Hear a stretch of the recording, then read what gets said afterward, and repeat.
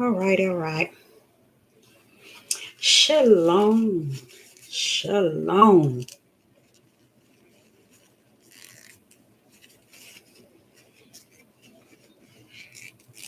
Prophetess in the wilderness. And you know what?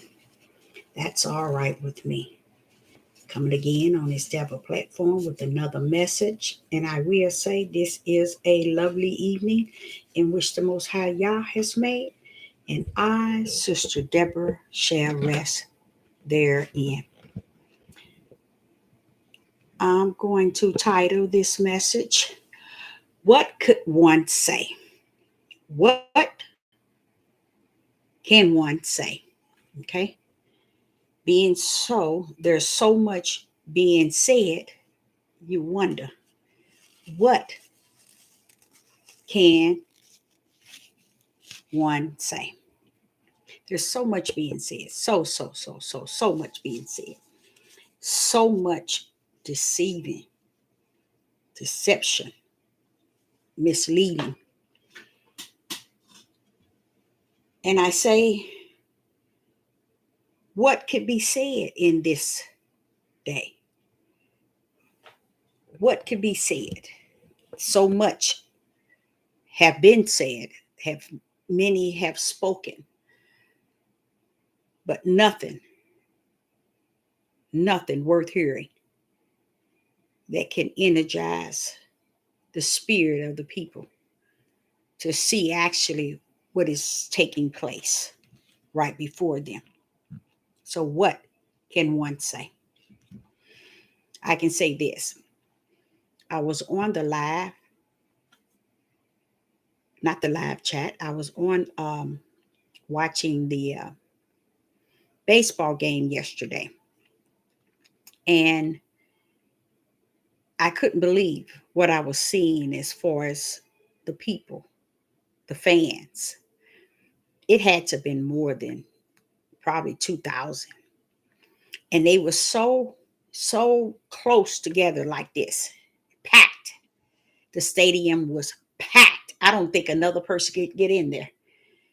Not one mask. No one was 6 feet. 6 feet. Whatever happened to washing your hands and sanitizing? What happened to that? I don't know.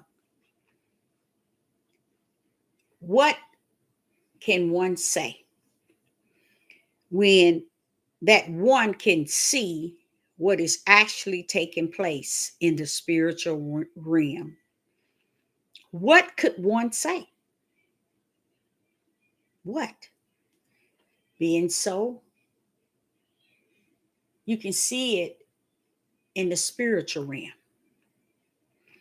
As I looked at the fans in the stadium, I took off my phone and I began to record the video, videoing the fact that all these people were there. No one had masks. There wasn't a distance apart. It was just that many. I mean, I'm sure it was more than 2,000. Or said, or was to do with making sure you sit apart or you need your mask. I'm sure when they came into the stadium, they wasn't informed to sit because they sold the tickets one after the other. So the distance between the two wasn't important. Uh, what bothers me is when I saw that, I said, well, what can you say? What can one say that could see so clear, that can really behold what's actually taking place? What can one say? Being so that when you see all these people, these same people will go right back home and play the role. Oh, the virus is out. Okay. COVID, testing, the jab, mask. But why is it that you all can come in great numbers and watch a game with no mask, no a social distance. But when you come from the game, you go back home and you go back into this role playing. People are role playing to the point that everything is a play, it is a game to them. Just like the game they are beholding, they see it to be a game. They looking at it as a game. They're not taking this thing serious. Somewhere along the line, it's not serious to people. People are not taking this serious. And with Sister Deborah, honestly, everybody needs to take this that is taking place in this day serious.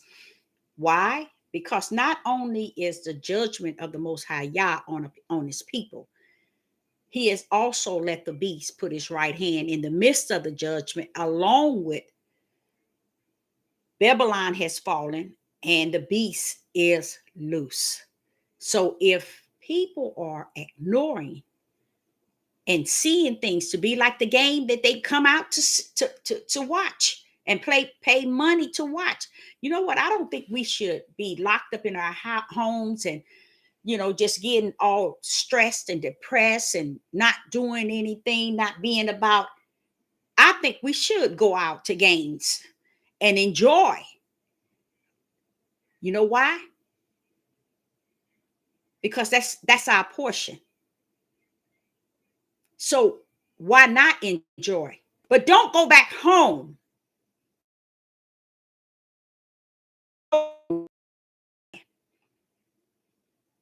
Now it's serious.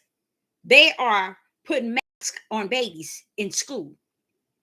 They are making it mandatory that these children get the jab. People are resigning and quitting their jobs. People are getting fired because they don't take this jab. Instead of taking this crowd to see a game, why not take this crowd to the streets, to the capital, to each state? Why not take a crowd to walk, just to march, that we're not going to stand for the fear and the control that has been placed over us? They're not going to do it. They're not going to do it. But they can go to a game, thousands, and sit right next to each other, sell tickets one seat after the other to where they sold out. No one with a mask. No one. But then after the game is over, everybody wants to go back home and play the game called COVID. It's spreading. We got thousands dying in the hospital. Children are now dying. Role play with the beast. And all this here deceiving the people by great numbers. Why is it that they don't look at the people can't see when, okay, if you can see 2,000 people in the stadium, no mask, and they like sardines in a can. I didn't see not one black. I'm sure it was, but I didn't see none. But the problem I have is when they go home, they wants to play this game with the beast. To me, I have a problem with that, but it's a problem that I can't solve. But it's a problem that caused me to inherit the endurance spirit. Endure, Deborah, until the end. Yes, you see these people. Hello, hello, everyone in the live chat. It's good to see you here. People are doing, they doing everything. But then if you get 2,000, those 2,000, they run back to their houses in their zone and play the role with the system. Oh, people catching it. Oh, the hospitals, people are dying by the thousands. The children are dying. It's spreading. But then you ain't saying that when you all are together by the thousands, like sardines in a can, watching the game. This is happening, you all. And I'm sitting here looking at this, and I said, you mean they're still have the stadiums packed like this here? That was hard for me to believe. And I looked at that again, even today, still packed. Why didn't they sell one seat, skip a seat, one seat? No, Deborah. We got to wait. If you all call yourself doing something, we'll put that guideline on there like that. If Negroes come together, we're gonna put that type of situation in there. But no, when ours come together, we can come all together and then go back home and play the role with the system that the virus is spreading. And this is what is actually taking place. I'm going to tell you what he told me it was. People are playing. They playing a game. They think that this is a game. Just like unto the baseball game they're watching, they think that this is all a game. No one is taking this thing serious. But I said to you, I want to say this to you all in the live chat. Get your water, get your food, get those items ready. Okay? Because after the game is over, the one that they are beholding and the one that they're playing within themselves, it's going to be exactly like he said. It's going to seem everything is it's in the norm, and then destruction. It's going to come just that quick out of nowhere. Everybody going to say, oh, it's going to be like this. It's going to be like that. We better do this. We better do that. But the way that it's coming, it's like a quicken. It's just going to throw many off. So I'm saying, okay, what is this here? What can one say? It brings me to the level of when he's speaking to me, it's for me. And if it's for anyone else, then I have to stay at the altar, and that is on my knees, asking him, shall I share this? Shall I bring this? Shall I speak this? No more will I bring what he gives unto me, because everything is a gameplay now. And I'm seeing it for what it is. By the multitude, they're playing games. Because if you can take out time and watch a game, which you should be able to go to the game, no problem. Every game that they play, you should be able to go. But you make sure you have your butt walking the streets in great numbers, banning this mandate, banning these masks, banning these children getting the jab, banning these mandates in the jobs, banning these mandates in the restaurant. All that needs to be banned. You all should be walking. And I'm speaking of all these in these stadiums.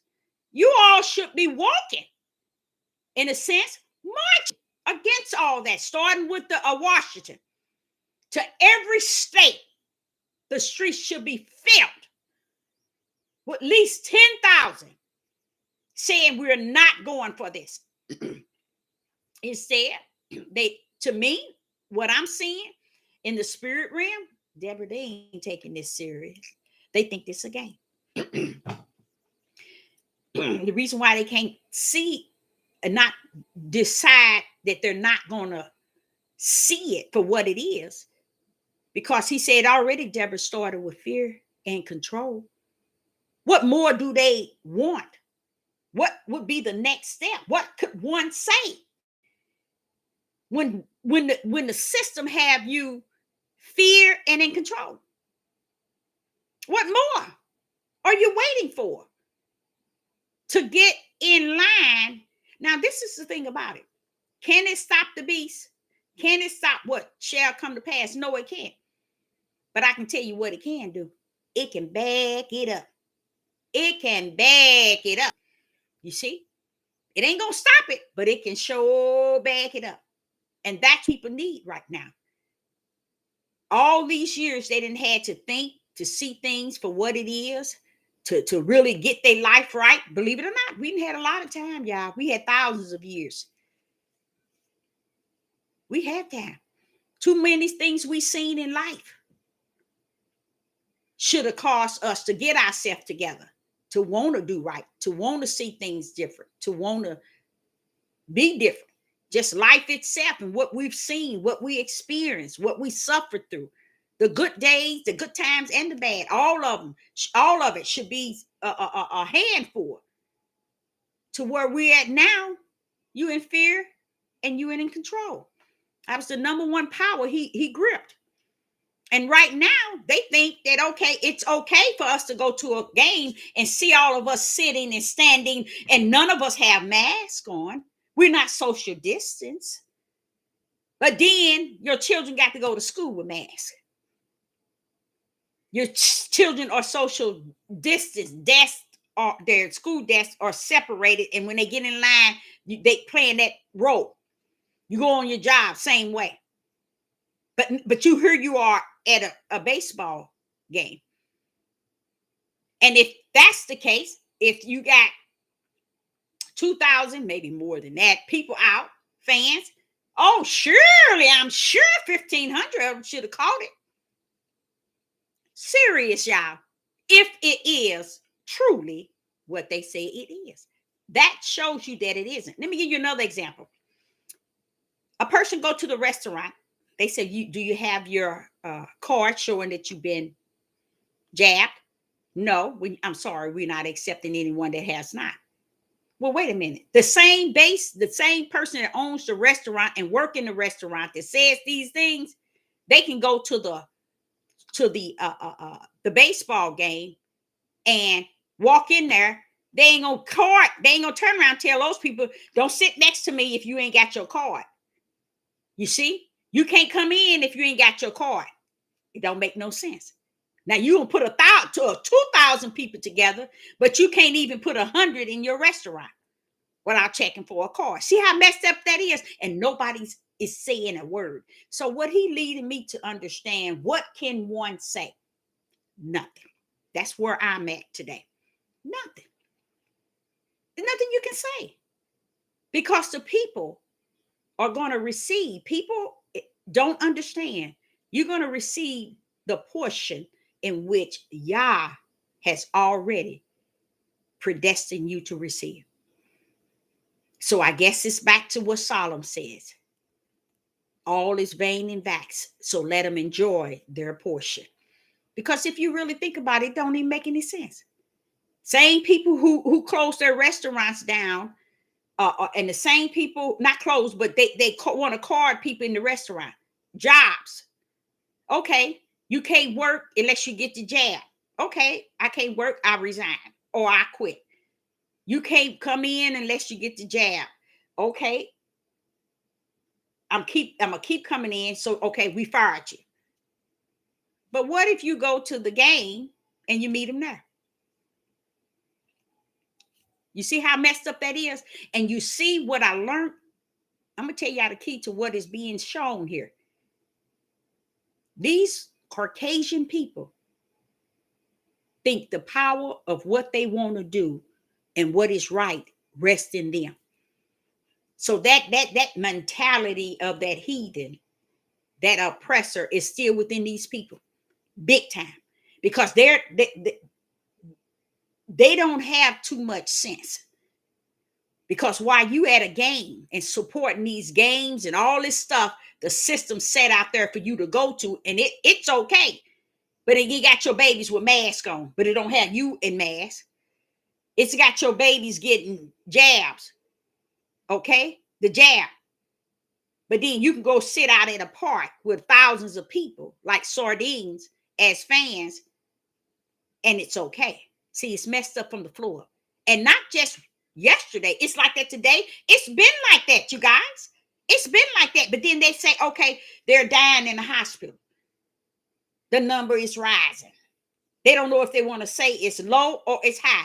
It's dependent on how many Caucasian and what they really want to do throughout the system within the country. Because if you really think about it, it's a game.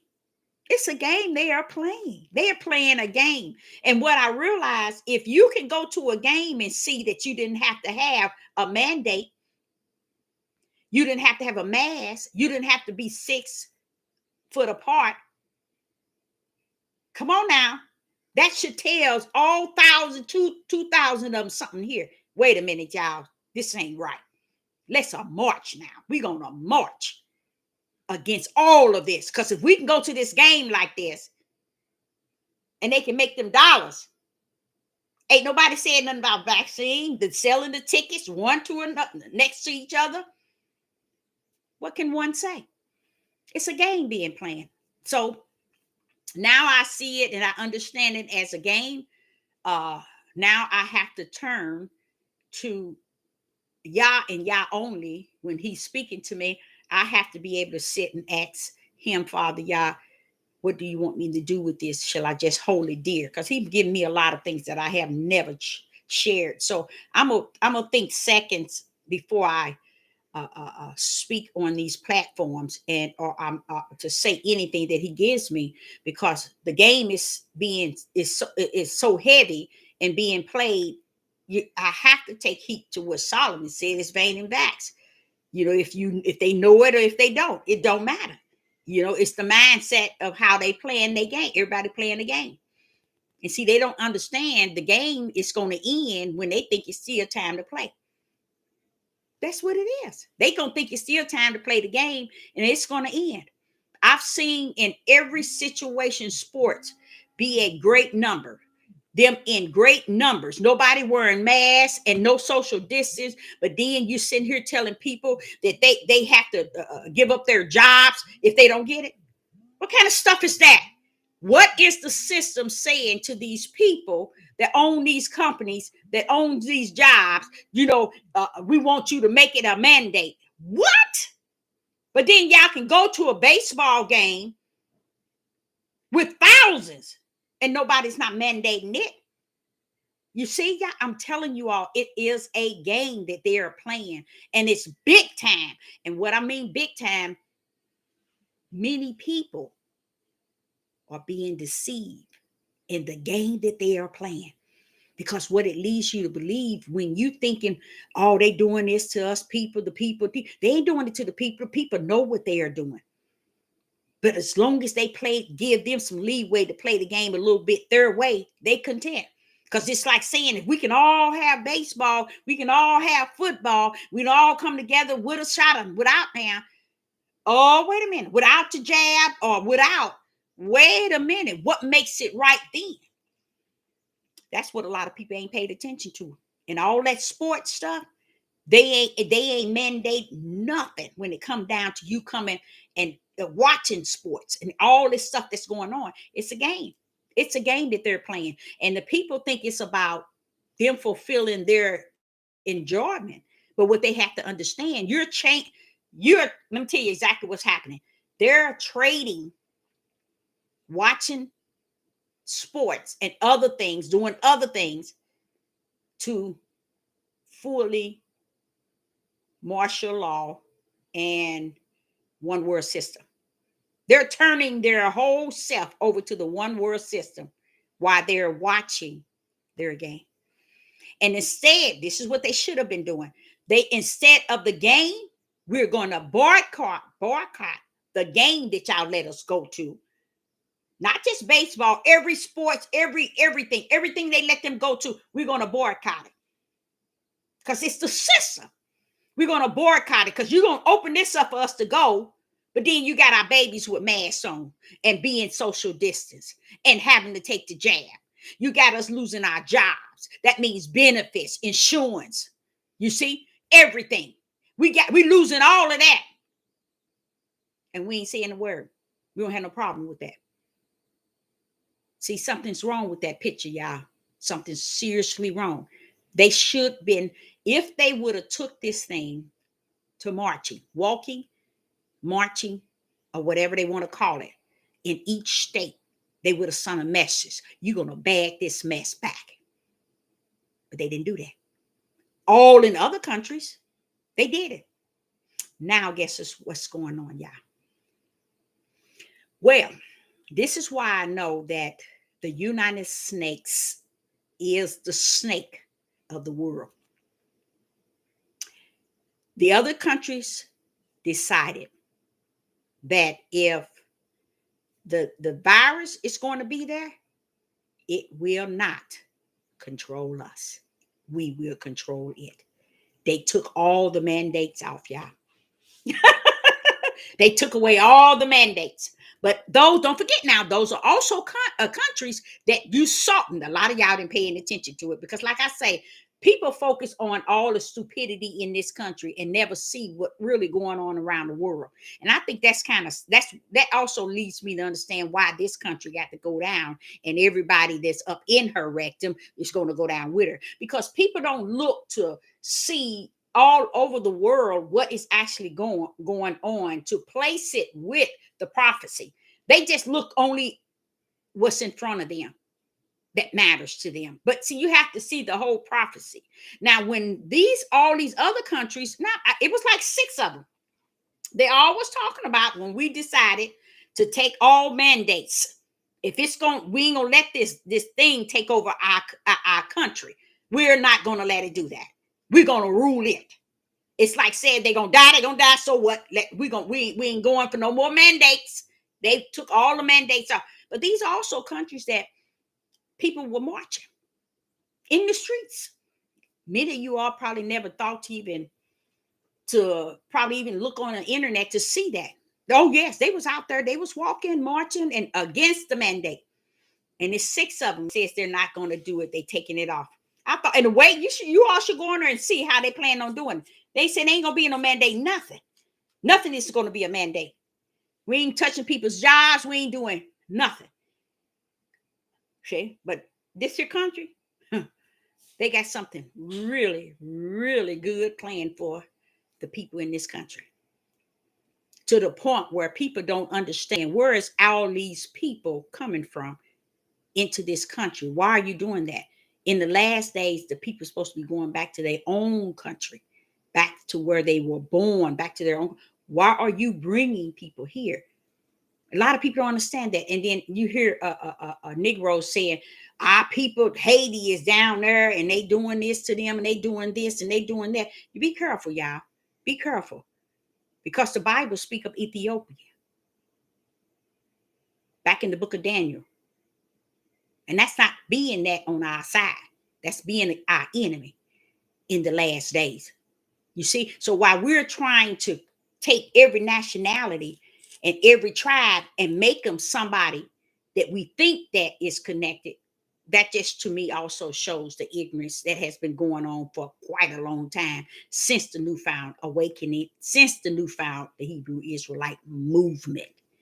See, no one comes to any sense in it, in none of it. They just make it what they want to make it and how they want to it to turn out and be, to where it can form its own religion. And it has. And it starts with them 12 tribes without understanding. Okay, the 12 tribes, ain't none of these 12 tribes in this day is focused on the same Yahuwah as you running saying Yahuwah. You see, they're not saying that. They're not even focused on nothing, nowhere near that. If y'all had to say, okay, it's time for us to war, do you know that the other 11 tribes would war with the Caucasian on top of the tribe of Judah? Because that's where they think that they belong to. That's what they think they would prefer to belong to, be partaker in. Even though Jacob said how the other tribes would be looking at a Judah, okay? But Judah ain't getting up. That's what Jacob said. So therefore, the other tribes are just out there, not even caring, nor even coming to any type of form of even who they are.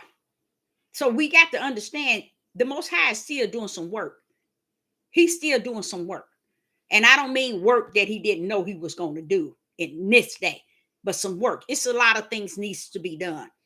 And it's not what we're doing on these platforms. Believe me, it's not.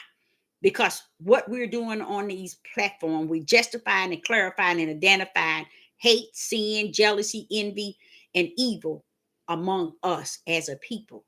Now, to me, if Yah is all for it, that's him. That's him. But I'm gonna call it what it is. See, only he can how would I say it, convert that, and him only. But I will say that what can one say? It's nothing you can say. Too much is going on these platforms. Too many things are being said that's totally contradicting the word of the Most High Yah. I see a lot of female women giving prophecies, a pathetic word and prophecies that does not line up with none of the word in this day, none whatsoever. So I'm like, okay, what can one say? That's where it gets me to the point where I say, okay, Father, what thou give me is for me until you give me to give. And you say it's okay to give. Don't be rushing when he give me things. Don't be rushing to hand it out, because the ear might not hear, and it might not been for. It could be for me. And a lot of things, it was what he shared with me years ago. Even today, I sit and think how long I've known it. That's why I tell y'all, when I was 4 years old, I knew this. When I was a teenager, I knew this. And look where I'm at today, still knowing those things in which I already knew. So a lot of things that the Most High is sharing with me might be for me for the days to come, you see, and for those that are present, but we are not connected as how would I say it, this second, you know. So it might be for many that are here, but we haven't connected because he haven't brought that to the forefront yet. But I will say that what can one say? You got many uh, saying that it's time to prosper, and it's time to get wealth, to get rich. It's time to do this and do that. And I'm like, oh Father, it's just like the people. They think it's time to sit up and watch games and this and that, and nobody back up the beast in his plan. Ain't nobody backing him up. That's why he's going to allow these things, and he allowed them to do things that they like to do. And a lot of people ain't paid attention to it. Okay, why they are going to these, not just to the baseball game, race cars, everything they doing, they keeping all the activities open, but yet deceiving many by great numbers. That this thing is spreading, and everybody need to get the jab, and nope, you're gonna lose your job. And they are getting rid of people on their job. All of this control and power they having upon a people, and everybody walking around like it's time to play a game. It's a game to everybody. People think it's a game. When I say everybody, I don't mean like everybody, but when you know in your spirit it's a large number that's following this game and playing this game, you can't help but say everybody. But I guess I got to stop saying that because that don't fit everybody. But many are playing the game, and they playing it for all it's worth. And that's why I said make sure you get you some water, some food and stuff stock away, because it looks as if they're going to allow them to do as they please at the same. See, this is what they're doing. Everybody, I mean, not say everybody, many are doing things and going on with their daily life as if back to normal, while over on this end the system is stricken and putting guidelines and fear. All he doing is setting up the one world system, while these over here enjoying, the things that they should be marching against, keeping their eyes on this one over here. They're not doing it, because if they were keeping their eyes, they would have done like a lot of other countries did. They marched. You should have seen it. You couldn't even see them. They took I don't know if it was a drone or whatever they call it, up in the sky, and you should see the people. You couldn't even see the streets. It's people miles marching. This is what other country was doing. You don't see that here. You don't see that here. They want to march for what's it, that LGB or whatever that mess is. They want to march for Black Lives Matter. When they stop killing each other, they want to march for everything except for restoring their life back, but they're not doing that. They figured, okay, as long as they can go and put the restriction on our kids, they can go and give them the shot, they can mandate jobs. No, you don't want them to mandate jobs, baby, because once your job is gone, see what the Caucasian were thinking, if we quit all our jobs in great numbers, they'll have to need us. No, that's a part of the plan. It's to get rid of you. How are they going to get a one world system if you're still working in a system? They got to get the system to the point where it's a one world controlled, but they got to let the companies fall, cave in. See, Babylon already falling. So the business and the companies and the banks and the restaurants, all of them have to fall in.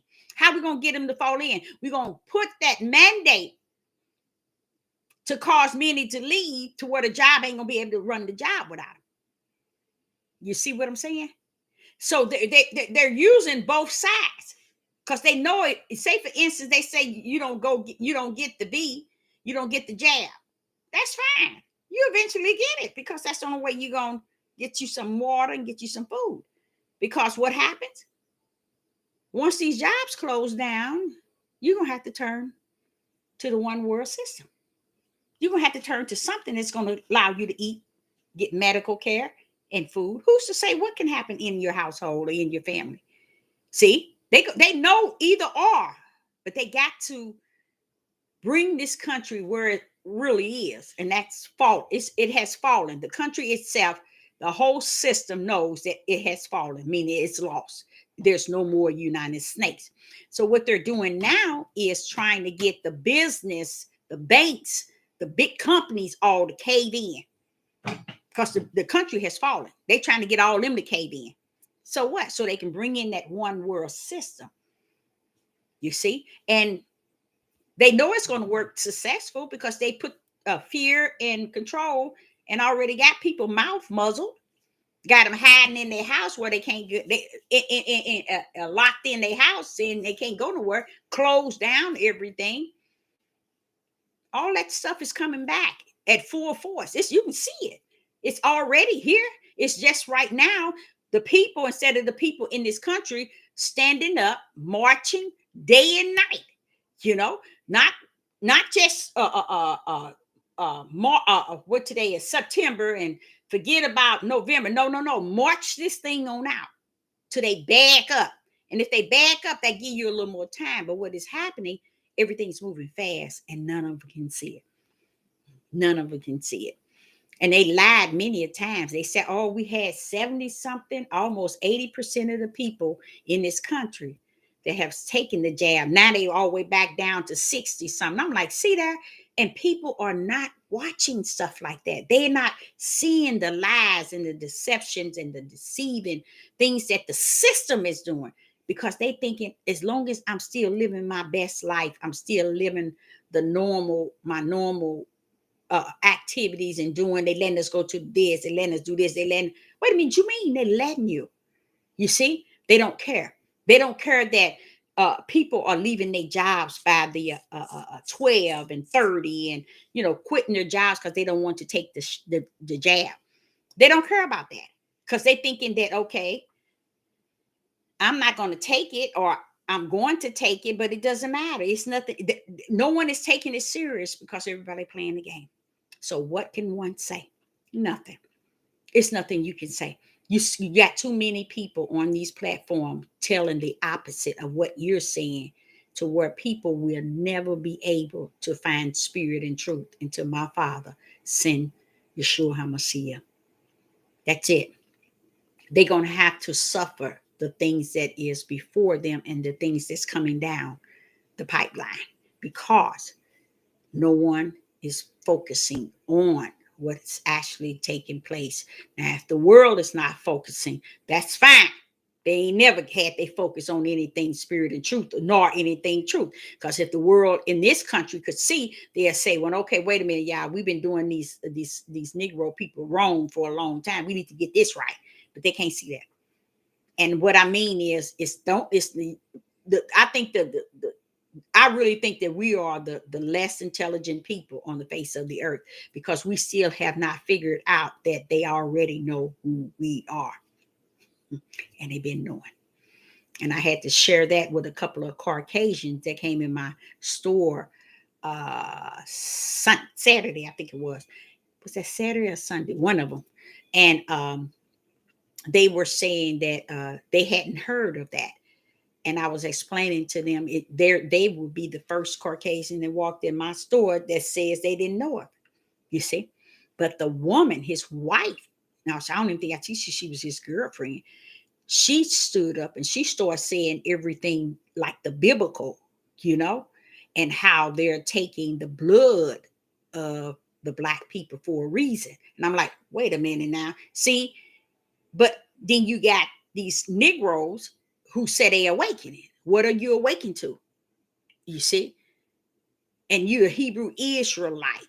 You know, what we are in such a critical time as this, and you mean Yah still is not suffering you to see, still suffering you not to hear, because he knows your heart is not right to hear, your heart is not right to see. So he's going to wait until he's ready to take what it belonged to him, his remnant, and clean that mess up and get his what's his, and he's going to go. But outside of that, I'm telling y'all, it's just, what can one say? It's nothing you can say. You say left, you're going to have a million say right. You say up, you're going to have a million say down. Who do you think the people are hearing? The multitude. Always, always. And I feel really content. I feel blessed. I do. I truly feel blessed um, being in the midst of the Ruach HaKodesh, because I'm forever learning. I'm always learning. But lately, he has not said very much to me. But when I was looking at the game, I was saying, what this here thing? What is they doing? What do they understand? Why? Now they'll go home and they'll play this role that there's a virus out. But now all of them watching the game, and it's 2000 and something, and they're all close together. What's this stuff? What is that? So what it leads me to believe is a small voice said, Deborah, they are playing a game because they think everything is about a game. They think it's going to be a win, lose, and it's be over. You know, they don't understand this is a critical time in life. And no one is, I mean, I say no one, many are not taking it serious, this power of fear and control. And a lot of them are not taking it serious. And they're taking it like it's a game, because it doesn't make any sense, you guys. If you can go there, but then you letting them do this to the children. No one is fighting against what they're doing to the children. They're making it mandated that the children get the jab, and they have to wear masks. But then you sitting up in the ballpark by thousands and they do. Yeah, it's just all of it messed up from the floor up. All of it is to me. And then you want to card people in the restaurant. You want to say people got to have a card if they can come in, and and then you're going to likewise do to the jobs. That's crazy. Man, you can't, if you don't take the jab, you can't. No, no, no. Something somewhere is going right. And even though the people are going wrong, what can one say? That the Father's will shall be done in this day. His will and shall be done in this day. And that's what I have to hold on to, is that it's the endurance. Yes, you might most likely 100 know what you're talking about, Deborah, but that's what the spirit of endurance is you have to suffer knowing what you know that you know that you know, in the midst of what no one else understands, nor know, nor can see, nor can hear. So you have to stay in the midst of it and endure until the end. Because if you endure until the end, hey, you're going to be the one that's going to be saved. Endure what? Knowing what is actually taking place in righteous, in just, in spirit, and in truth. But yet, it's nothing you can say, do, think or feel that can change what is, what was, and what shall be. I found a plat. I think I showed it to you before. I'm gonna go hold up.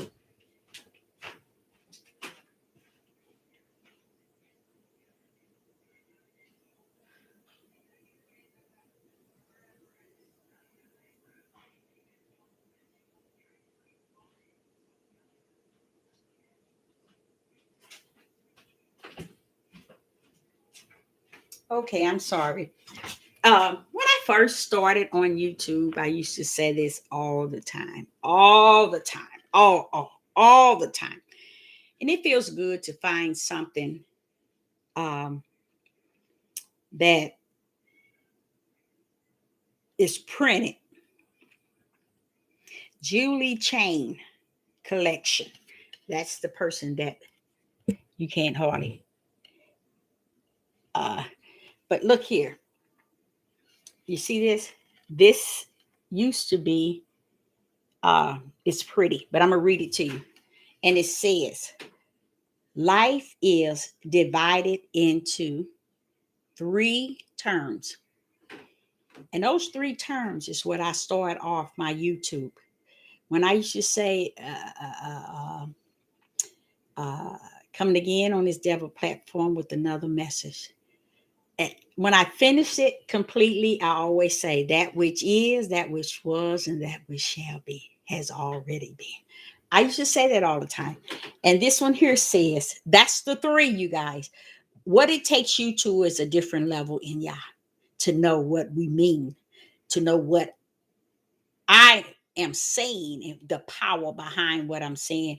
And this is a Chinese lady, Chen. Yeah, I would say that. Yeah.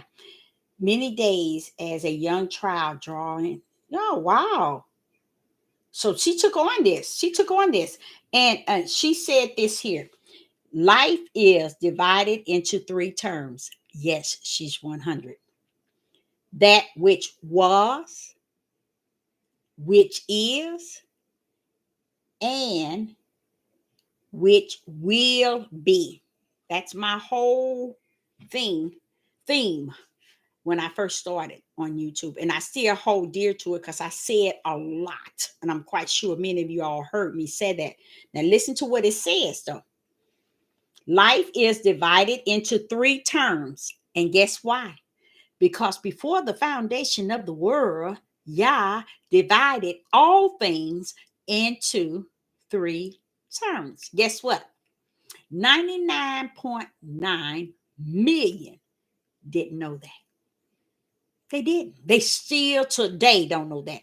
But it was a blessing for me to pick this up, to hear this Chinese lady knew this. Place that on this plaque. Now, it says, life is divided into three terms. Yes, that which was, that means before the foundation of the world, before anything was created. That which is, meaning the time in which you are living today, and will be in the day to come.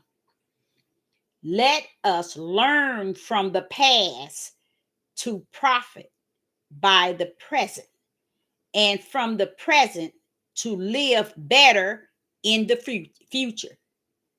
They all connected. That which was, that which is, and that which shall be, they're all connected, you guys. They're one in Yah. That's a time period that he has placed his whole will in. His whole will in that time, in those three terms. That which was, that which is, and that which shall be. And after that which shall be, he said what? It is finished. You see? So I really appreciate the Most High for allowing me to find something like that, because that was dear to me, because I have always, I thought that's beautiful to find things that says the things that he has revealed to me. And it's finished. That's why when I say rest, I can rest. Rest in what? In what was, what is, and what shall be is finished, meaning all of it been in him. It's finished in him. It's finished in me. I'm resting like he is. Have you ever thought, I'm going to throw some things. I know I shouldn't say this, but since I got a few more minutes, I'm going to say this here. As I was doing my study in the Most High creating the all things, and then in the seventh day, he took on what we call rest. And the more I got into this word rest, I realized that the rest that the Most High is speaking of is bigger and greater than what a human mind can comprehend. It goes beyond that, goes beyond. First of all, he had to take me around and around and around to bring some sense in me to understand that he needs no rest. What he need rest for? Hmm? Why? Because that which was before he even said, let it be. It was already in him. But what does a spirit of a creator? He's a spirit. What does he need? Rest. He don't sleep nor do he slumber. But what do he need? Rest. So one would say that what he was just wanting us, because he knew he had created humans, and he said, now you're going to take the 6 days of laboring, and on the seventh he want us to rest. Okay, now the rest, believe it or not, if he was spirit, it would have to be what? Spirit. So we do, if he said he rest, then you have to understand he is spirit. So if he wanted us as human to rest after laboring 6 days, and on the seventh he say we are to rest, and it also considered to be one of his commandments that we labor for 6 days, and on the seventh we are to rest. The rest has to be connected to spirit, and it has to be connected to spirit and truth. Why you say that, Deborah? Okay, let's go there. What I come to understand, Yah is about what he say, and he say what he's about. Okay, that means he's never going to be found to be a liar. Okay, the truth shall always be in him, on him. It's made of him. So listen to this. The reason why he told me he was going to be my teacher, he was going to teach me all things, is because I was the person as a young person, even to today. I ask questions. Guess what? No man can answer. He said, okay, you're going to go that route? You come up on me like that if you want to. And guess what? I do every time. I said, okay, Father. The people think that 6 days of laboring, the seventh day, they even got it to the point where they have mastered the hour in which the Sabbath come in, and the Sabbath is over, and it rests on the seventh day. What if a man don't labor? What if a man don't labor 6 days and he labor one? What if a man labor 3 days instead of 6 days? What if a man labor 0 days? Should he rest on the seventh? We have to bring that seventh day to spirit and truth. We have to understand what is that seventh day of rest. We have to understand by going into the biblical and truly understanding rest as it's coming from the mind of he that is great, excellent, perfect, good. You see, we got to look at it in his standpoint, and in spirit and in truth. That's how we have to find this word rest. Once we find this word rest, we have to apply it the proper way. Okay. A lot of times in this day, let's take this day. We can take this day, we can take yesterday. A lot of men didn't rest. A lot of women, didn't rest. A lot of men didn't labor. Who is the labor for? And who is the rest for? Is the rest for he that labor 6 days? Or is the rest for everyone that do not labor 6 days? That's why we have to see it out of the realm of the way man understands it and read it in the biblical with the Ruach HaKodesh teaching us the rest. So he can take you all the way to the New Jerusalem and show you where the rest there. He will show you where the rest started and where it ended. But it's a spirit thing, and it deals with it's connected with spirit and truth. Because if you really think, a lot of times they say labor 6 days. He created everything in 6 days, and on the 7th day, he end his all things, and he rests on the 7th day. Okay. And that is like 6 p.m. on a Friday to 6 p.m. on a Saturday. Okay. That's the 7th day. But what if a man does not labor? What if a woman does not labor, or anyone labor? Should they go into that rest on that 7th day? And if they go into that rest on that 7th day after not laboring as a flesh would labor, what is that rest? See, it's deep, but it's sweet and it's smart. Only one could have wrapped that in a gift like that is the Most High Yah, and him only. And him only. Because we know that he don't need rest. He could have been doing it for us in our laboring. But we have to understand what is the laboring. Because right now, you got so many men not laboring. You got so many women not laboring. You got so many everybody not laboring. Not at all. But yet they get to go to that rest on that Sabbath. And what is that rest? What should be taking place? I believe that rest of what he's speaking of is, it's not a place where flesh rest in. It really not. It's not. It's a place where you take your spirit. It's a place where you take your spirit. I really believe that. Because if it had to do with flesh, what about everybody who ain't labor?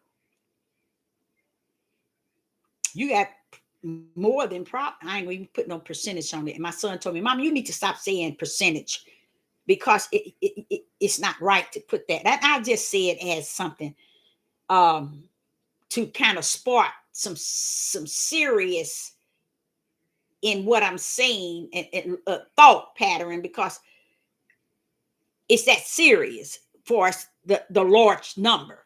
And but it is something to think about. So when the Ruach HaKodesh bring it to one to the fullness of what that rest is, then they understand that even then, in the beginning, we are and we have been lost for a mighty long time. Because when that sin hit, that was it. Anything could happen. And I think that's what happened. We got out of what is righteous and what is just, and we got pleasure in that which were evil and unjust and unrighteous, and we settled for that and didn't want that which was righteous and just, so that it could take us. We just got unrighteous, unjust, and evil, and we settled for that, and we lived all that time to now 90% in that area versus the 10% in righteous and unjust. And because of that, we are lost in understanding uh, who he is, what he is.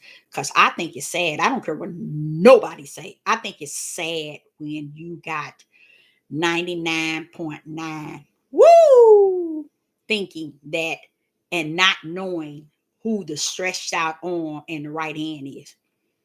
It's sad. They don't know who the us, the stretched out arm, the right hand that was all up in what they call the New Testament, I mean the Old Testament, but they don't study it to really validate who that is, what that is. They don't care because they thinking they have mastered it, but what they don't understand, as long as it's present, which is not going anywhere until it is destroyed, you're going to always wrestle with what is righteous and what is just. You're going to battle with that in your study, in your understanding, and in your own eyes. It's everything going to be seen clean. You're going to feel you know it all. You got it. I nailed it. But every time, if you don't learn something from the Ruach HaKodesh every day of your life, you are not where you think you're supposed to be, because it's a life. How would I say it? It's not a day that go by in my life and in yours, if you're in that same place, that I don't learn something from the Father all the time. Even if it has to chastise me, if it has to discipline me, or if it just have to add on what he already given me. There's always in me the spirit to learn every day of my life. Every day of my life, I have to learn something every day. And I love it. I love it. So what can one say in this day and time? Being so, everything is to me is too clear to me, is too clearly seen. Too clearly seen in this day. Now I couldn't have said that 10, 15 years ago, but in this day, everything is right here. Everything is a hand reach. Everything is right here. Only thing that could interfere with understanding, knowledge, and wisdom in the spirit realm is he that teaches wisdom, knowledge, and understanding in the flesh, that keeps the spirit of a man from understanding spirit and truth. So that's heavy. That's going to always be heavy. But what can one say? It's nothing you could say.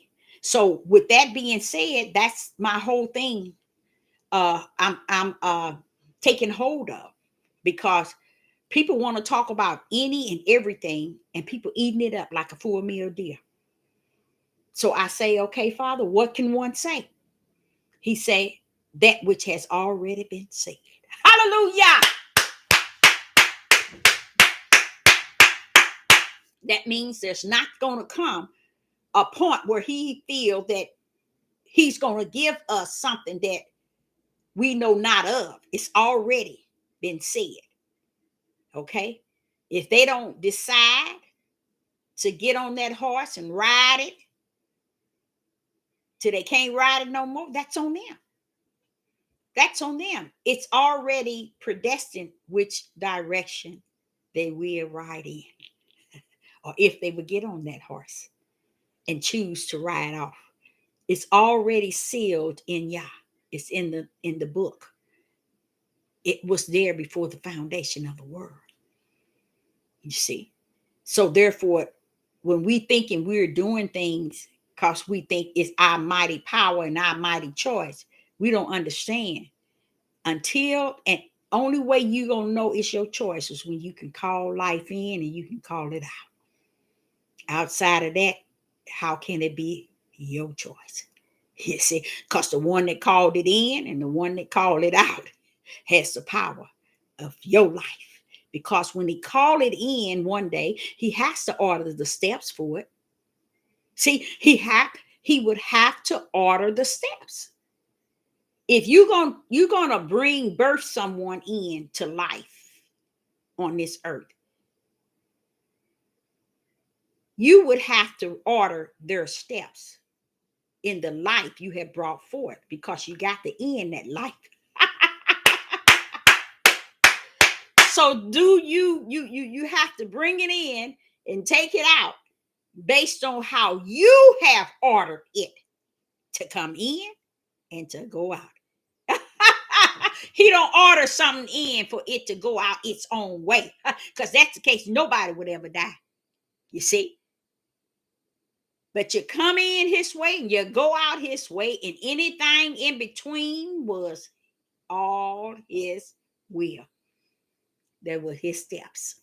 That was ordered. That's it. He said every word that come out of a man mouth is his order, whether it's good or whether it's evil. See, people don't think that he has that. That's where he always talk about denying the power. And they do. 24 for thousands of years, all the way up until today. We really deny his power because we don't feel, hey, you ain't got the power to do that. You can't do that. You think I can? You think I can? Okay, keep living. If I wanted you to, you'd be living on the wheel that I already have predestined for you. We ain't gonna, Sister Deborah ain't gonna go past what he already willed for me. I think about how I was saying to the Most High, what is this thing now? I said now, and sometimes he loved for us to use the word up on him. I said, what is this thing? The wealth of the wicked is laid up for the righteous. Come on with that. Give me a little of that thing. Give me a little of that. I like a little of that now. You know, you got to watch it when you're thinking like that. The wealth of the wicked is laid up for the righteous. Don't forget, it didn't say for the Hebrew Israelites. It didn't say for his children. It says for the what? The righteous.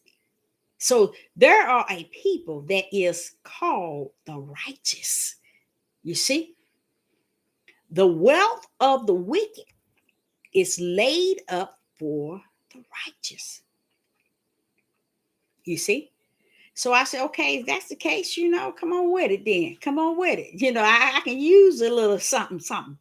And then I began to think of how I can get money and I said, wait a minute, let me just kind of stand down. Let me keep putting that before him. And all I have to do is say it, speak it, and hope. I don't even think I want to desire it because I don't want nothing that he don't want for me. But just hope, if it be his will, that he will suffer it to come into the hands of Sister Deborah, which I know that I'm one of the righteous. Am I perfect in this flesh? No, but don't come my route spirit, because I'll meet you there. You see? So perfect is not what he's looking for in your flesh, but he's looking for it in the spirit realm. Because when he finished with you, you can't be nothing but perfect. Perfect in the way that he wants you to be and at his level of perfection. Not man's, not yours, but his.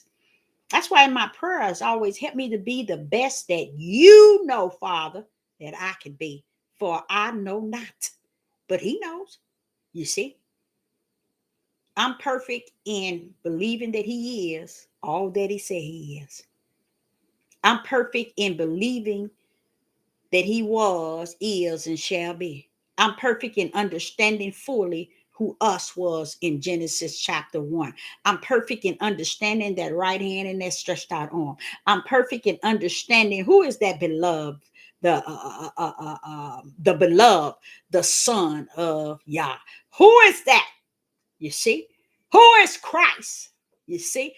I'm perfect in that because he has made me perfect in that made me perfect in that, in spirit and in truth.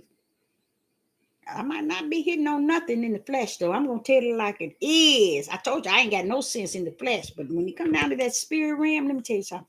I got it going on. And I thank him for that. Because I used to battle with that. What is this thing about being perfect? Can't nobody be no perfect. But see, he had to teach me. I'm talking about when I was a teenager. He had to teach me what that was. See, I don't need you to be perfect in your flesh, because no flesh is going to enter into my kingdom. I need you to be perfect in the realm of spirit, trusting that I am who I say that I am, and all that. And I don't sit and listen to people tell me who he is. How can I listen to people tell me who he is when they ain't lived my testimony? You see?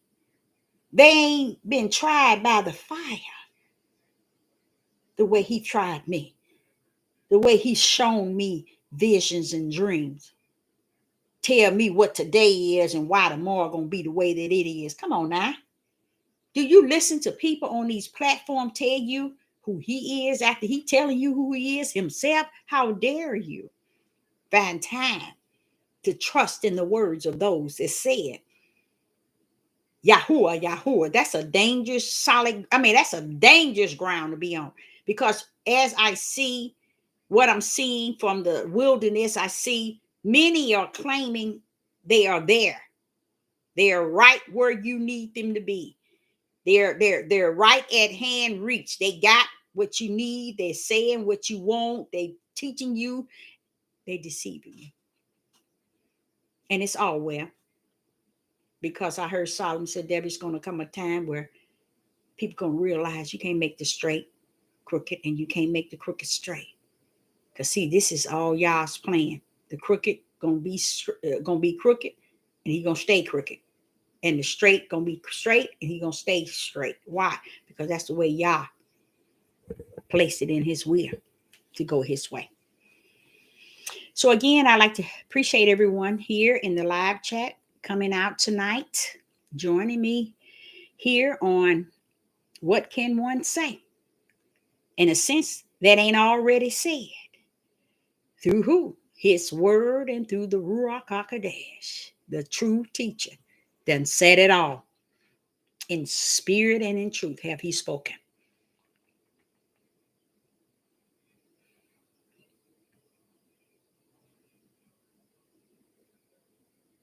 Help, Father, me to be the best that you know that I could be, for I know not. Praise the mighty Yah. Hallelujah. Hallelujah. Resting in what is spirit and truth. And you know what? That's something really I want to say to you all in the live chat, to really, I think I'm going to say this right, adapt to saying spirit and truth, because there's power in spirit and truth. It really is. So if you can hold on to that, hold on to it, even in your prayers, hold on to it, because spirit and truth has somewhere great power in it. It really does. Spirit and truth. See, the devil can't even tamper with that. Why? Because truth is in there. Hallelujah. See, he can come up and say, okay, but no, the spirit, I'm a spirit. Hold up now. This spirit is followed by truth. Hallelujah. So if you can hang on to spirit and truth all the days of your life, especially when you're communing with him, or when you have to pray for somebody, or you have to go through something, you have to do something that you know that it's going to take spirit and truth to level it off, hang on to spirit and truth, y'all. Because honestly, I have used it so much on this platform, being able to take the spirit and truth and rightly divide who's who. You see, I use my discerning spirit, first of all. And when I can discern, I see that they have great numbers of people following them, great praises coming from the mouth of people. They have great likes and views, but how you know who they are is by spirit and by truth. That's it. And that'll let you know who they are. So always, even when you're listening to someone, listen to them in the line of spirit and truth? Can what they say in the spirit be truth? You see, the devil can't, he can be spirit, but it can't be truth. And see, just the word spirit and truth, it will allow you to practice rightly dividing who's who, because you can use that to kind of balance out. Well, wait a minute. Like they was talking about polygamy. No, no, no, no, no. You can't bring no polygamy in polygamy or whatever they want to call it in spirit and truth. It ain't gonna hang on nothing. So you're gonna what have to do? Where you gonna have to keep it? In your flesh. And where do flesh go? To the earth. And flesh is what? Loaded with sin. And flesh is what? Wicked and evil. And flesh is what? Full of demonic spirits. And flesh is what? Weak. And you can name all kind of things with flesh. Now you tell me what polygamy is. You see what I'm saying? You see how you can't line the ways of polygamy with spirit and truth? Because it has no place in heaven. It has no place in the bosom of Yah. It has no place in the righteous will of Yah. Y'all see what I'm saying?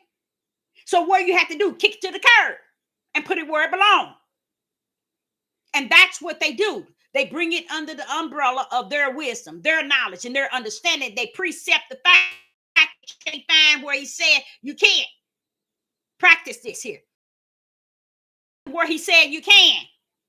Where did you hear it out of Yahuwah? Yahuwah's mouth never said polygamy or have many wives. Yeshua never said polygamy or have many wives. Tell me what disciples said it.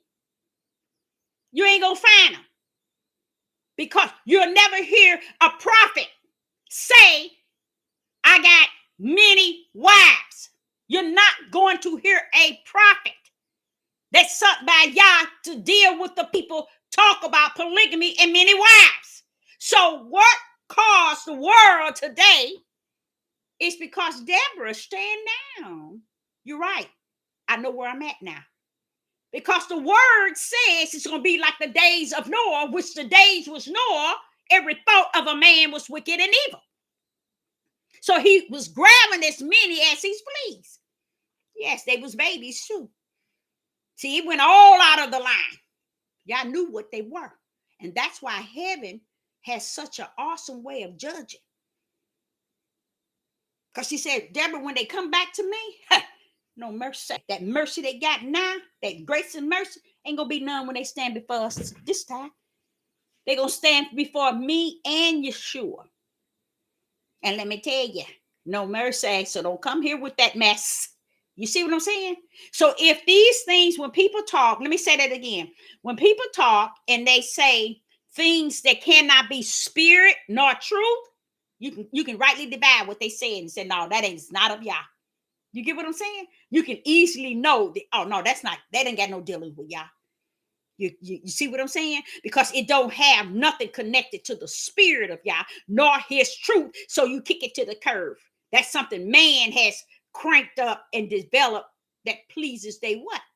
Flesh. How dare you and I or any male and female think that Yah created anything on this earth for the pleasure of our flesh?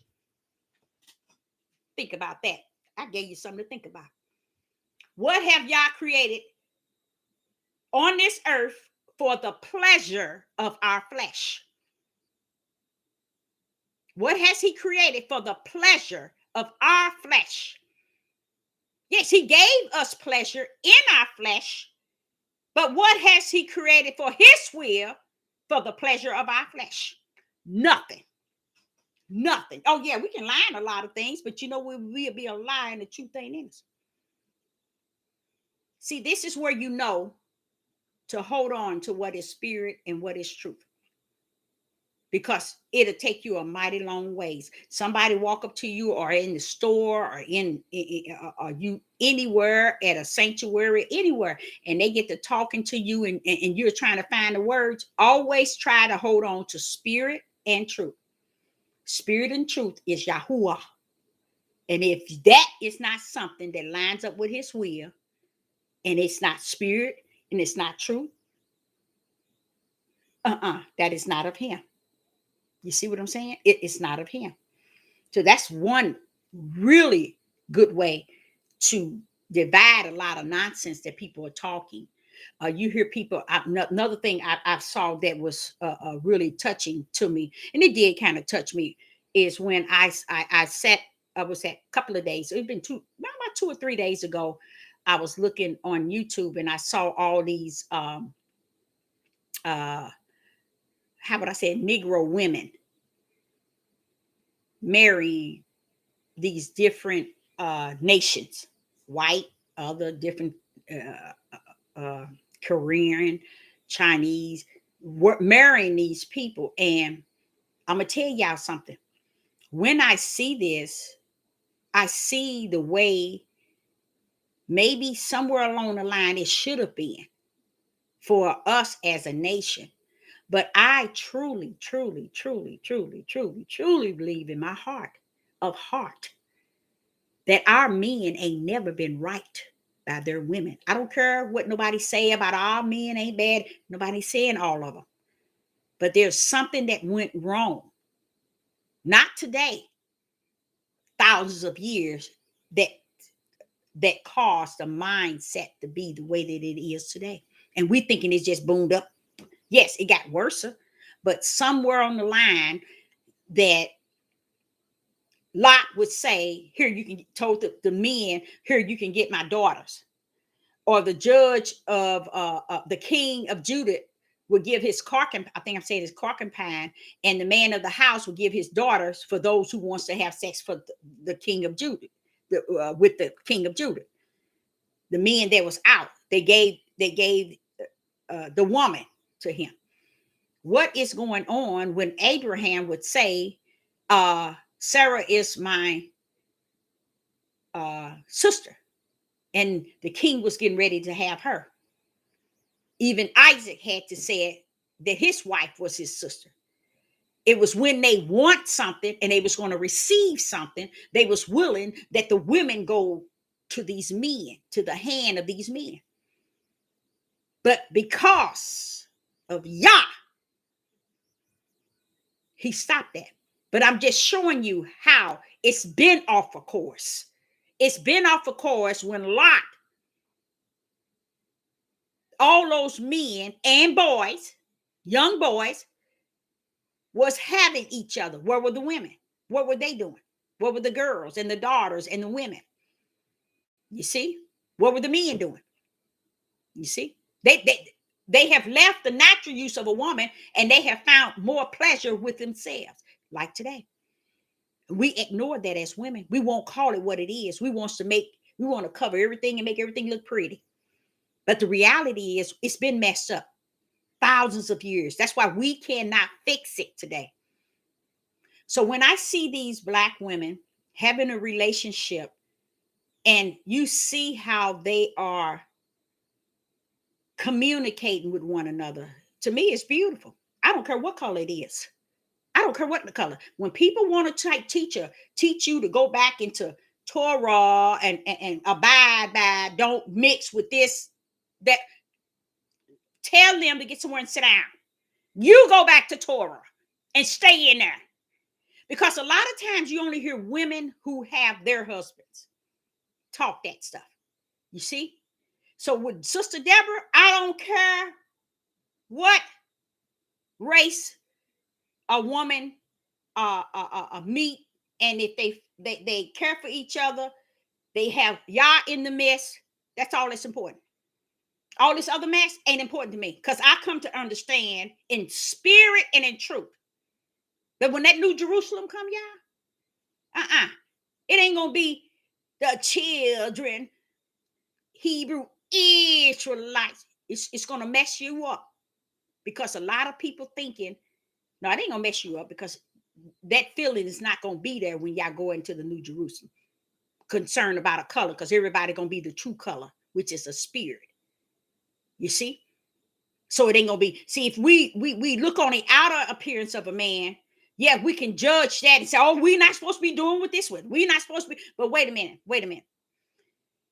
I am happy for Negro women that can find outside of their race. And I don't think that the ones that I've seen when they do that, when we meet, There are some that don't allow him to meet them. They meet each other.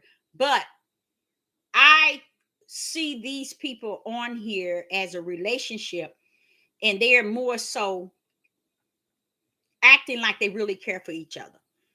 You see what I'm saying? And if you think women are Negro women are to wait for these men to get they together, you can hang it up. You can hang it up. You can say what you want to say. You can think what you want to say. You can say what you want to say. Because when it all said and done, all this mess drop off. It goes to the ground. That's one thing they got y'all trapped in. They won't let y'all understand how wicked the flesh is. And where do the flesh end up? In the ground. And it stank after 3 days. So when you stand before Yah, and when Yah look down at you, he don't see you to be no Negro. He see you to be the light that's shining. Because if he had to look at your Negro tails and everything you doing, your tail will be in hell somewhere around about now. He bypassed all of that and look down in you. See your heart that rests in your spirit. He don't even see your flesh heart. He don't see that fleshly, nasty heart. I heard him say when he come to take that small remnant and he coming for you, he going to clean up your filth. Then he going to say, I'm going to take out that stony heart and give you another heart of flesh. So therefore, all that is just, and people focus on that. Why? Because they don't want to see women happy. They don't want to see no one with the daughters of Zion. The men of Zion don't care less. They having each other. They rather see a man than to see a black woman. All you have to do is do the survey. Get on the devil platform and you can just about tell just about how many our nation of men is on the other side. No, they're not on the other side. They in the closet, out of the closet, and all around the closet. Even married men. So if people who talk about different races, they need to get out of that. Because the Gentiles was grafted in. Grafted in where, Deborah? What are you talking about, Deborah? They were grafted in by faith. And because of that, we'll see them on the other side too. Those that are grafted in, we'll see them on the other side. But they won't look like white people, y'all. They'll be a spirit. Because that's the only thing stand before the throne of Yah. So all this nonsense don't mean nothing. It's all vain and vexed. It's all vain and vexed. That which he did in the old when he was telling them don't, is because the hearts and the mindset of the people back then. It's still the same today, but worse. But who's leading it? The children of Israel. With much hate, evil, and wicked, they're performing. First to one another. To the mother, their father, their children, their wives, their husband. Oh, they brothers. But then they tell you, you're not supposed to mix with another race. Who cares? When Yah look down at you, he see a light. He don't see all your crap. Because if he had to look down and see the real truth of who you are, he wouldn't let your nasty tail enter into the heaven. So we have to get beyond the outer man and understand the hearts of those that's in the inner man. You see? And that's the main thing Yah want us to plant the seed. Plant the seed in the heart of the spirit of a man. Not a heart, the flesh. Because the flesh ain't going to let them get the seed and ain't going to let the seed get water or whatever, but Yah will. So he want us to plant that seed somewhere where it can increase, where he going to do the increasing. Because a lot of our seeds go waste because couldn't be planted. These people, when people are set in a religion and in a race and in a religion and in stupidity and being deceived, they just sat there and nothing can change them. Just like a lot of the heathens can't change them. And guess what? Truth with them. And see, a lot of people do not understand. Let me say this and I'm going to be out. A lot of people don't understand really why the heathen is going to be punished because they're too ignorant. They're too ignorant to shut their ugly mouth long enough to hear the Ruach teaching. So they teach their own self, their own wisdom, their own knowledge, and their own understanding through their own flesh. And that's what they're stuck on. Stupid. Because the truth be told, we have to understand that the heathen is going to pay the price for everything they done for a reason. But guess what? So are we. Oh, yes. We're really all thinking we just going to march into the New Jerusalem when they come down and we're going to be just a... No. It ain't going to be like that. But I will say this. The consequences on the heathen is something that you did not know. Let me explain something. As I was listening to Ezekiel and Jeremiah and Isaiah, I realized the Most High was saying something, and he kept saying something that puzzled me. And I asked the Father, I said, why? Wait, hold up. What's this going on with you and the heathens? And what is this thing with the heathens? Because I couldn't understand why you keep saying so that the heathens shall know that you are Yah. So that the heathens can then again know that you are Yah. And so that the heathens may know that I'm still Yah. I'm trying to get with this. What's this thing with you and these heathens? You know why, y'all? Because while the Negroes running around here, especially our Negro men, thinking they're going to make somebody awaken, even the heathens and the Gentiles awaken to their truth, and they're still asleep. You can't get nobody to awaken to your truth and what you think you awoken to, you have awakened to. Because Yah said they ain't never been asleep. Many has not. Look at Sister Deborah since she was 4. How asleep was I? Huh? But the point is, I want y'all to understand, because I asked him, I said, you know what? And I know I shouldn't have said it like this, but I did. He know who I am. He know I ain't got no sense. I said, Father, look like you more concerned about the heathen knowing that you are Yahuwah than the Hebrew Israelites. He said, yes, I am. Why though, Father? Because they knew all the time who I am. They knew. We knew because of Abraham, Isaac, and Jacob. We knew and didn't give what they called a damn. They knew even to today. They still know. But yet, they knew that we were the people and they didn't care. They knew who he was and they knew that we were the people. So he said, I tell you what, all the way in Ezekiel, Isaiah, and Jeremiah, and all through the Bible, he's warning the stupidity of the Israelites, that the Gentile and that the heathens gonna know who I am again. He says that. And now one of y'all in the live chat never knew that.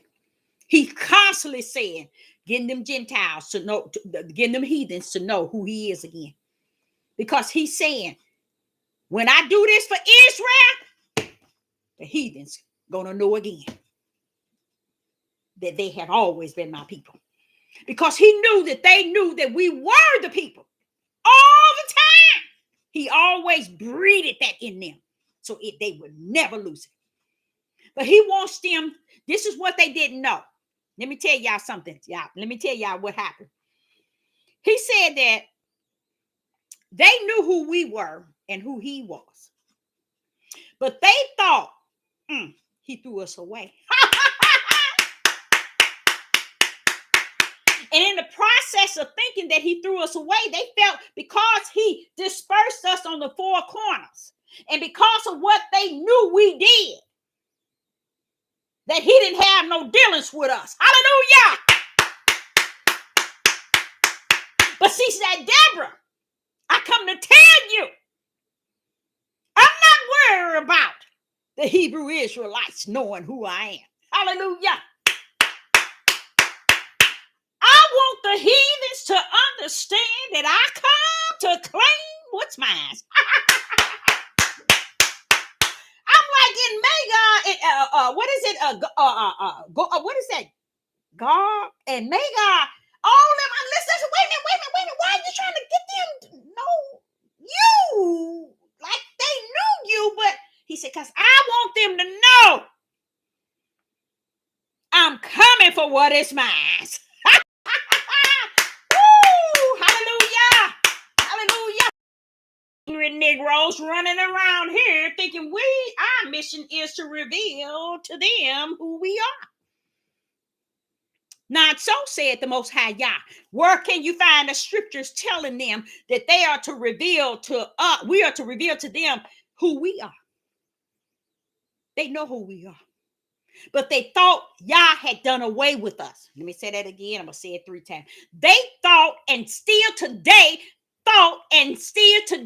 think that Yah has done away with us. They thought, that means years, thousands of years, and still think today, 2021, that Yah has done away with us. Why? Because of what we did.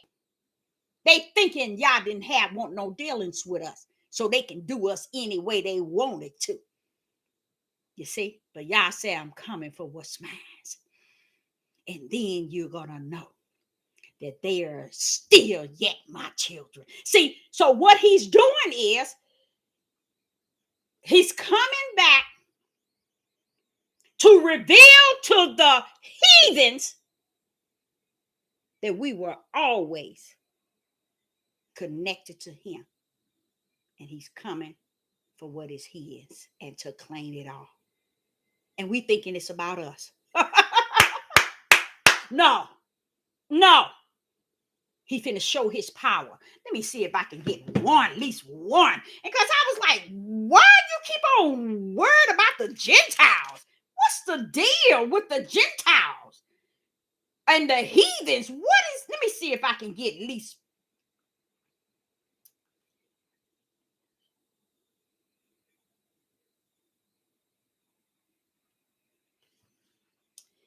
I am not going to be able to. I've read so many of them and I have to get, you know what? That's a beautiful topic to really get.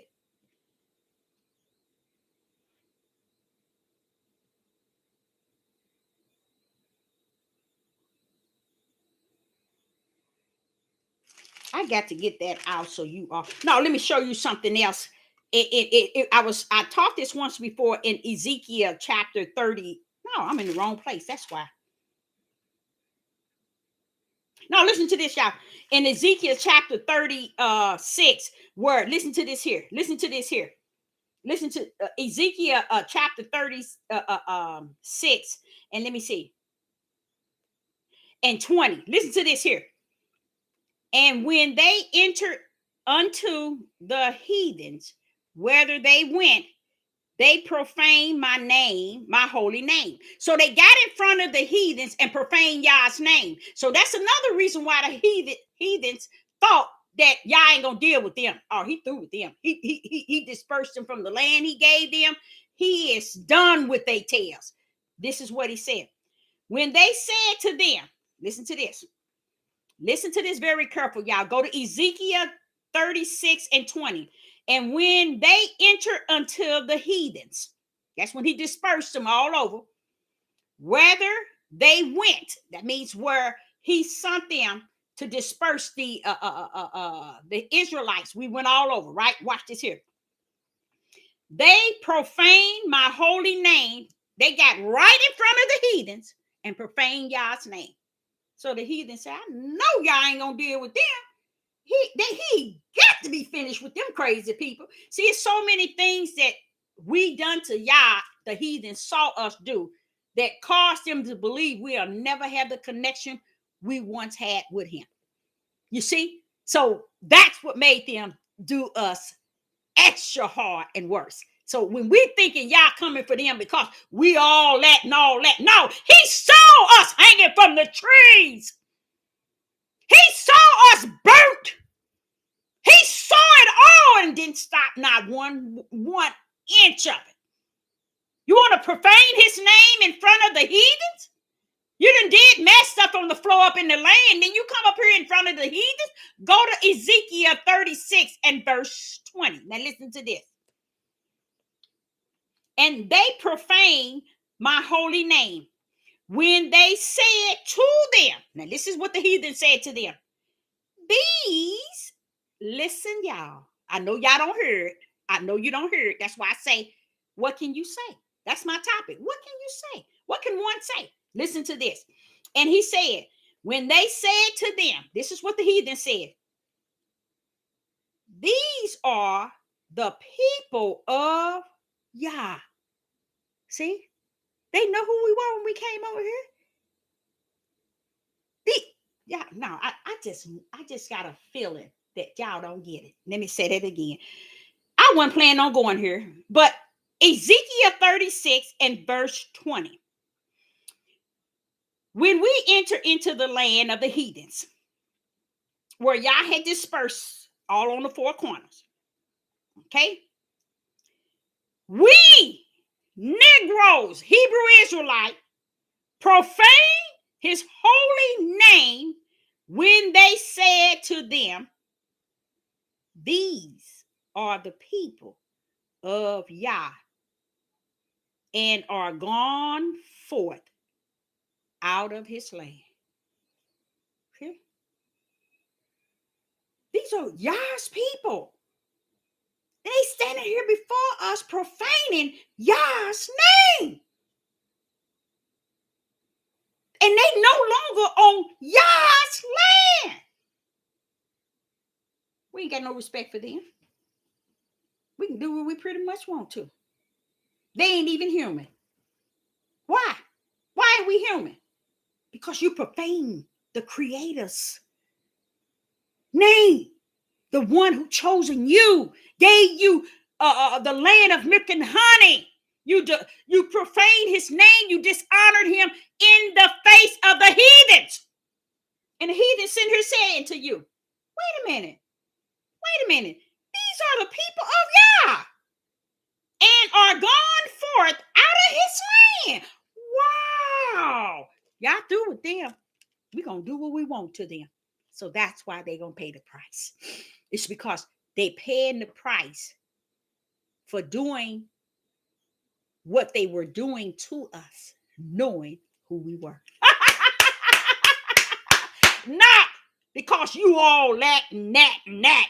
It's because they knew we were his children in his land. But because we showed them that we didn't have no respect for our Father, we could care less.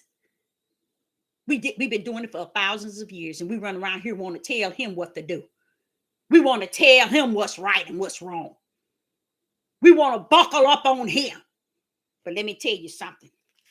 The heathen said that, y'all. They knew who we were. So look how righteous. Hallelujah. Hallelujah. Look how righteous Yah is. Look how righteous Yah is. Yah getting them because they knew who he was. And you don't mess with what's mine. Y'all missed it again, didn't you? You thought it was about you being the Hebrew Israelite. No. It was about when you step on them, you step on me. Why? Because I sent them there.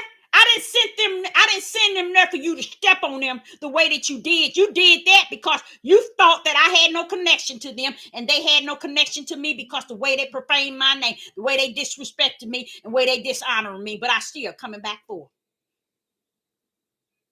to let you know they still mine. And I'm destroying you for what you did, knowing they were mine. Now listen to this. In Ezekiel chapter 36. Now listen to what he said. Listen to what he said. 36 and 36 of Ezekiel. Then the heathen that are left round about you shall know. Y'all still don't get it. And that's why I say in this topic, what can one say? 6 and 36. Then the heathens that are left round about you shall know, hallelujah, shall know, hallelujah, that I, Yahuwah, built the ruined place and planted that was desolated. I have the Yahuwah have spoken it, and it will, I will do it. You see what want me to tell you what he's saying there? He said, not only Deborah, you tell them right now, I'm coming after the heathens, but not just what they did to the people that they knew were mine, but I'm coming to show them I'm going to restore them. Ha, hallelujah.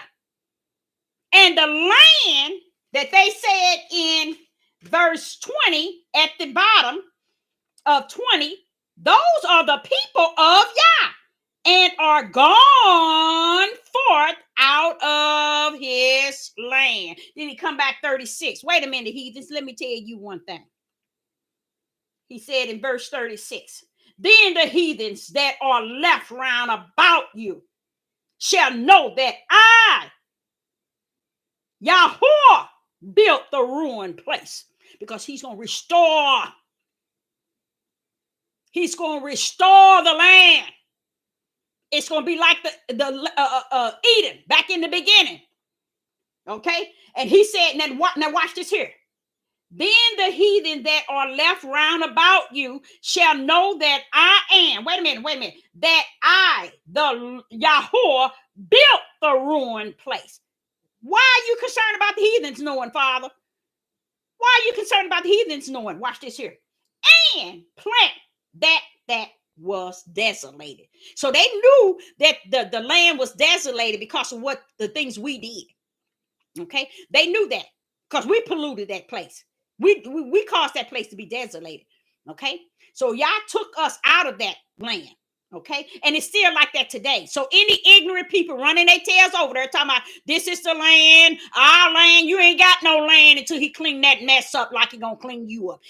Anybody that's over in them land claiming the land to be what they say it is a lie from the pit of hell, because he got some work to do. He got some cleaning up to do in that land before he come and take his over there. If you're over there now, you in for a weep of trouble, because it's desolated. And he says here, when the heathens see that the land has been restored and built, they're going to know I, the Lord, have spoken it, and I will. He letting us know now, do it. So when we sit and we thinking that he's all out of control, he ain't got this thing under control. Now with me, this is the thing about it. I just showed y'all exactly what I started this conversation about the heathens. I just showed you one of the examples. Why is he worried about the heathens knowing? Because he knew they knew all the time. He knew they knew who land that was. Y'all running around here thinking you supposed to tell the fake Jews and the folks. They know that land don't belong to them. They know that they're in the wrong place. They know what he's gonna do. They want to sit their dumb tails over there. You sit over there. You still in a land that's desolated and polluted. Because he said what he going to do. I'm going to he's going to let me see what he say. And the desolated land shall be tilled, whereas it lay desolated in the sight of all that pass by. So how is it that we got people over there talking about, no, this is our land. You's a lie from the pit of hell, and you're doing something you ain't got no business doing over there. You know why? You're portraying the full role as if you got the right to be over here, and everything in scripture says you ain't got no business over there because it's desolated, it's polluted. And before he cleaned the nasty people, his nasty people up, he already letting us know he's going to restore the land. He's going to charge it to get right. And guess what? The land still, guess what? The land still serves Sabbath. The land still represents Sabbath. It still serves Sabbath. But those that are over there, you ain't got no business over there. Okay? First of all, when he clean it up, he's cleaning up and everything's over there going to have to be destroyed. You see? He's cleaning the land. He's charging the land and he's cleaning it up. And then those that he's going to bring over there, they got to get cleaned up too. So you can't be over there and he clean you up over there. He told you, you ain't going to go over there until I clean you up here. Until I take you there and clean you up. So those that's over there, you ain't going to get clean because you're out of order. Because you built your own Hebrew Israelite movement. See, a lot of them don't get it. They ain't going to get it till the day he do what he do. Like heathens. Now, one of the Negro men or the Negro women would understand that y'all got a settlement with the heathens. Because they knew all the time. And that's why it bothers me to hear our brothers keep teaching. We're the people. We're the people. We're the chosen. We're the... And the Most High said, Deborah, and they say they're waking. You see? The heathens been knowing. And what he's going to show them is that you thought I was done away with them. You thought I was through with them. You thought that was it for them, didn't you? And you did whatever you want to them, knowing who they were to me. I tell you what, I got a day and an hour with you, and you're going to understand who I was, who I am, and who I'm going to be when I'm done with you. That's what he said. And they know it. They know it. These people ain't making movies from this book for nothing. And we run around here talking about we the people. We awakening. Baby, you've been asleep for too long. You still got a couple of more years to sleep because you ain't woken up to nothing but stupidity and hatred and evil and wicked. So honestly, many of you all take out the time and start seeing where Yah is talking to the heathens about what he's going to show them, what he's going to reveal to them, what he's going to do to them. See, we're thinking because of what they did to us, and it's about us. No. When they did things to us, they did it to him. You see what I'm saying? We're thinking it's about us. What they did to us was our flesh. You get what I'm saying? What they did to us, they did it to our flesh. But what they did to us, they tampered with y'all's spirit. You get what I'm saying? Because our spirit, we belong to him. And when they did what they did, they felt that, okay, the way we dissed our Father, the way we treated him and profane him and dishonor him and displease him, even to today. Do you know that's what's wrong with the white people today? Do y'all know that's what's wrong with the heathens? They don't see us calling on the Most High Yah. They don't see us honoring him and praising him and uplifting him and calling on his mighty name. They don't see us, hallelujah, in the streets and on the highways and the byways, praising and worshiping him. They don't see that. So they figure we still gone. We still ain't got sense. After all we done been through, we still ain't got sense. So they assume that we still ain't got no connection to him. But that's why he said, I'm coming for you. I'm going to show you that I have always had a connection to them, that it didn't give you the right to do what you want to do to them. And I got some dealings with you. And all through the Bible. And what really got me was, I'm sorry, wait a minute, Father, wait a minute, hold up now, hold up. You mean you over the children of Israel is in the back over to the promised land? Everything is good and dandy. Why are you still dealing with them heathens? Because he's sure is showing them what we meant to him.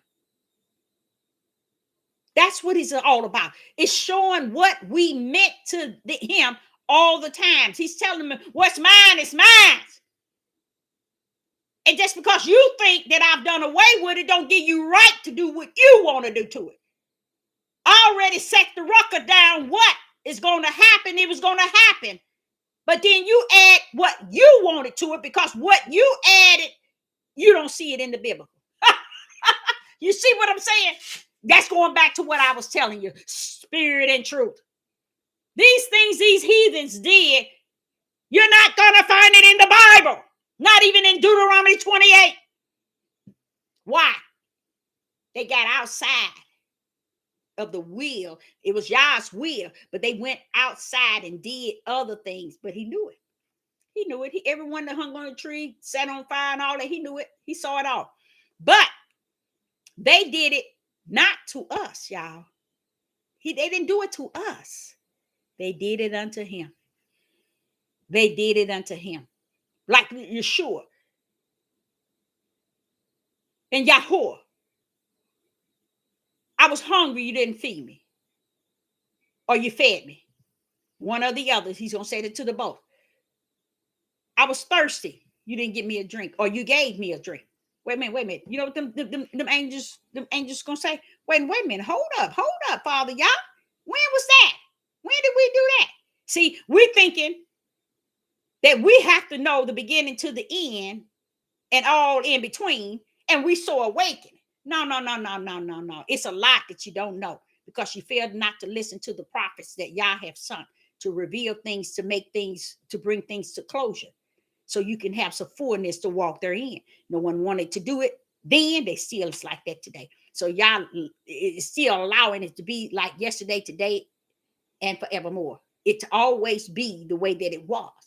So the reason why the heathens are really getting the boot in the long run is going to be because of who Yah is, not who we are. You see? When you done it unto them, you have done it unto me. That's what he said. And if you knew that they were mine, why did you do that in that way to them? That's what he's coming after. They were mine. See, and we thinking it's all about us. And this old mess in us of us is going to go to the grave. This flesh, so it ain't so much as what they done to us, it's what they done to him. Okay? And they didn't do it unknowingly. He saw it from the heaven. So it ain't like they didn't came around a corner on him. No, they didn't. He saw it all. He's seen it all. So it's a lot of things that we think that we know, but we don't know because we so distant, because so much is set to deceive us, to not really get the fullness of really what's taking place. And even in the world today, we miss so much. We don't understand a lot of things that's taking place. We'll never get the fullness or any truth or see it clear because it's so much being shown to us. We just deciding to just take it all and just believe any and everything somebody's saying. We're saying that it's all well. And that is not of the Most High Yah. So I say to you all today, it was nice having you all here in the live chat, and I appreciate you all coming out, and I love you for that. I hope you got something out of that, and I will soon ask you to look up the word and tell me, give me the verses that's saying it. I know it's a lot of them. It'll blow your mind how the Most High is connected to the heathens and how he's going to deal with them.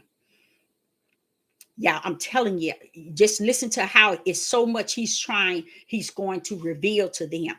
Now, it ain't going to even be revealed. It's almost like he knew that they knew, but he's going to show them that I didn't like how you did what you did, because when you did it to them, you did it unto me. And that's why I was like, wait a minute, here we are. I'm just setting the example of the way I was reading it. Okay, the New Jerusalem have been restored.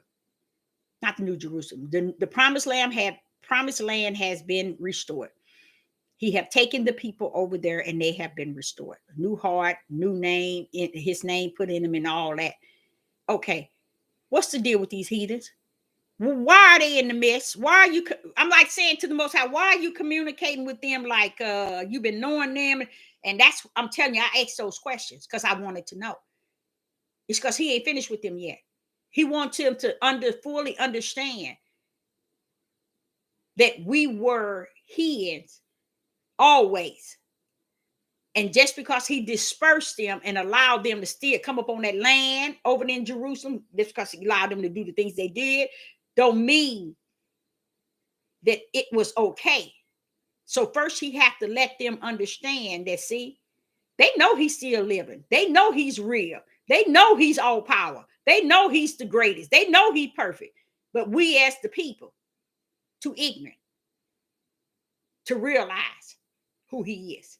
So they figure they can do anything to us because we don't know who he is, and because we disrespect him day and night, killing each other, hating on one another, disliking one another, jealousy boosting, want to be a king, want to be a leader, want to walk around here role playing.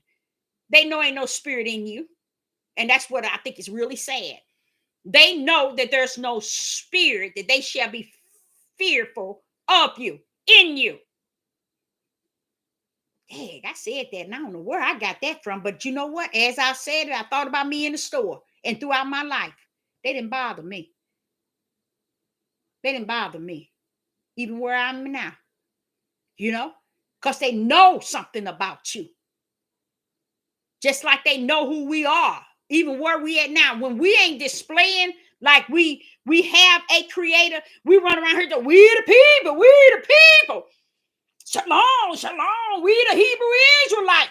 But we ain't showing no spirit and truth in anything we doing. So they know we ain't been changed by y'all yet. They know it. They know we ain't. They know he coming for us, but they know we ain't nothing happen. No time have anything happen, because if so, we will be changing the way we act, the way we walk, the way we talk. The way we came over here profaning his name and disrespecting him in the face of the heathens, we're still doing that today. So Sister Deborah would say, I appreciate everybody coming out. And I will say, oh, that's a sad thing. Father, y'all, why did I go there? Now I'm going to be up all night reading, because I want people to see where he's dealing with the heathens more than he is with us, as not more, but trying to put his foot in their tails for what they've done. And he laid out in the biblical telling us that. So why is it today we walking around here like it's our job to tell them who we are? See, we got a time period, because he gonna be in us. Don't forget, he said, I'm gonna put my name in you. So when they start to see that all are changing us from him, us a new heart and the filth, then they gonna listen to us. But right now, baby, ain't nobody listen to us, because we ain't showing them no example that we are his children. I put it like that. We ain't showing them no example. We out here killing brothers, killing each other like crazy, killing their wives, killing their children, killing their mothers and their father. Oh, it's gone off the whack. So why should they respect us now? They don't have no right to respect us now. They done too much wrong to us to respect us now, and we still doing just wrong as we did when we got over here. So we is uglier now than we were when we got over here. So I say to you all, shalom. And I appreciate everyone coming out tonight. And I thank you, and I love you, and I will be back. Shalom, shalom.